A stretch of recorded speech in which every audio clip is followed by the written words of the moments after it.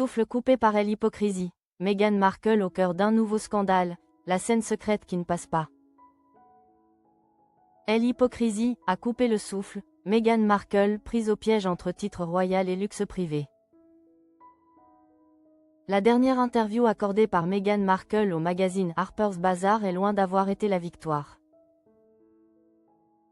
de communication escomptée. Bien au contraire, elle a déclenché une vague d'indignation, notamment de la part de la presse britannique, allant jusqu'à lui valoir le qualificatif cinglant d'« hypocrite » à couper le souffle. Au cœur de cette nouvelle polémique, l'usage persistant et calculé de son titre royal, qui semble être la clé d'une vie de luxe et d'avantages financiers qu'elle affirme pourtant avoir rejetés. La chroniqueuse Jane Moore du Sun, figure régulière de l'émission Loose Women, n'a pas mâché ses mots pour dénoncer ce qu'elle perçoit comme une contradiction flagrante. Sa critique se concentre sur deux points névralgiques. L'utilisation officielle de son titre de « Duchesse de Sussex » lors d'une simple interview, et sa relation étroite avec la riche magnat des cosmétiques, Victoria Jackson. L'interview fatidique a été accordée par l'épouse du prince Harry dans l'une des luxueuses résidences mises gracieusement à sa disposition par Victoria Jackson, une entrepreneur fortunée. Ce détail, anodin en apparence, est devenu le symbole d'une vie des indépendances financières très particulière. C'est l'usage du titre qui a mis le feu aux poudres.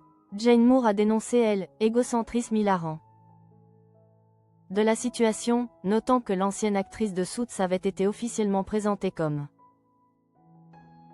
Meghan, duchesse de Sussex, alors qu'elle n'était qu'un tête-à-tête avec la journaliste. C'est, à la fois d'un égocentrisme hilarant et d'une hypocrisie à couper le souffle. Étant donné qu'elle et le prince Harry ont critiqué à maintes reprises la famille royale qui leur a conféré le titre de Sussex, écrit la chroniqueuse du Sun.